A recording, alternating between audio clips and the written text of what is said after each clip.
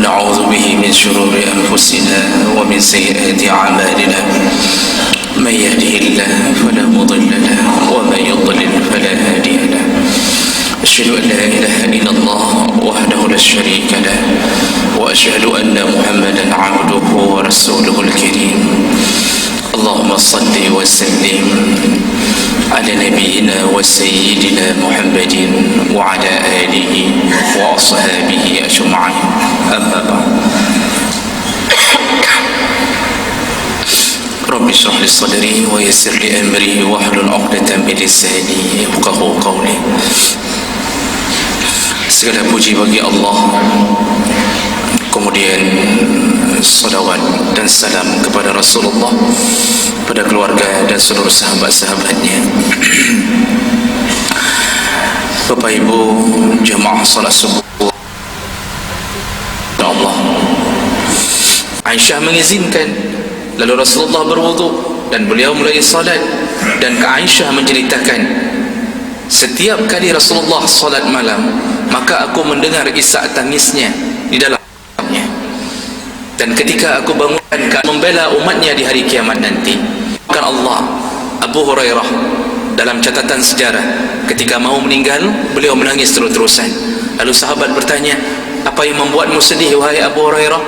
Kata Abu Hurairah, aku tidak sedih meninggalkan dunia ini, tapi yang aku sedihkan amalku sedikit, sedangkan aku akan hidup beribu tahun berikutnya. Aku tidak tahu ke mana aku dibawa oleh Allah. Apakah aku dibawa ke surga ataukah aku akan dibawa ke neraka? Dan air matanya terus-terusan mengalir. Muaz bin Jabal juga begitu.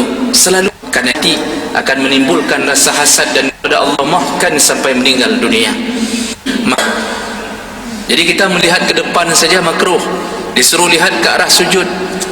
Tapi dalam medan perang Rasulullah pernah matanya selalu bergerak melihat ke arah bukit, padahal beliau sedang menjadi imam. Apa yang beliau tunggu? Beliau tunggu kode dari arah bukit.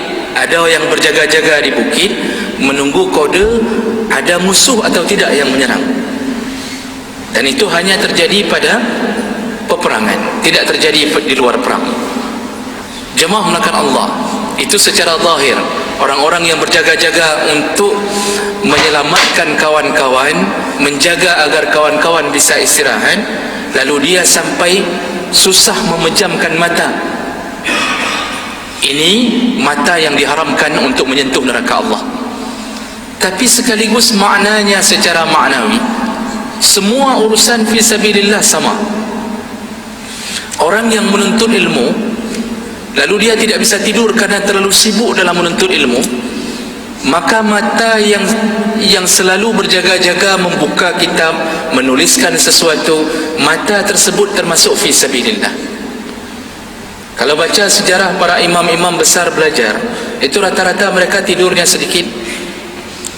Imam Nawawi saking keinginan besar untuk belajar, saking cintanya kepada ilmu, ditegur oleh ibunya berkali-kali dari masa mudanya. Jadi gaya Imam Nawawi belajar itu menyalakan satu lampu lilin untuk membaca kitab. Sudah larut malam belum tidur, terus dia membuka kitab. Ibunya datang lalu mengatakan, wahai anakku, tidurlah. Dan dia tidak ingin mengecewakan ibunya. Apa yang dia lakukan? Imam Nawawi berpura-pura tidur, dan ketika ibunya telah pergi, dia bangun kembali, dan supaya cahaya lilin tidak keluar dari kamar, dia buat susunan buku. Dia buat susunan buku, disusun-susun, kemudian diletakkan lilin di tengah-tengah buku tersebut. Di atasnya ditutup dengan buku kembali, supaya cahaya hanya beredar di dalam buku tersebut sendiri, bukan diri sendiri.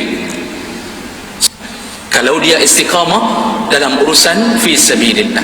Begitu juga dengan kita yang amar ma'ruf nahi mungkar. Kita sibukkan diri. Seorang pemimpin kalau tidak bisa tidur karena memikirkan rakyatnya, fi sabilillah. Orang-orang yang berjuang melakukan amar ma'ruf nahi mungkar, ingin melakukan sesuatu agar orang bisa bertambah baik, maka itu fi sabilillah. Ini mata kedua yang haram dari neraka Allah Subhanahu wa taala. Nah, kemudian yang terakhir kata Rasulullah, yaitu wa ainun ghadat an mahal, terhindarkan.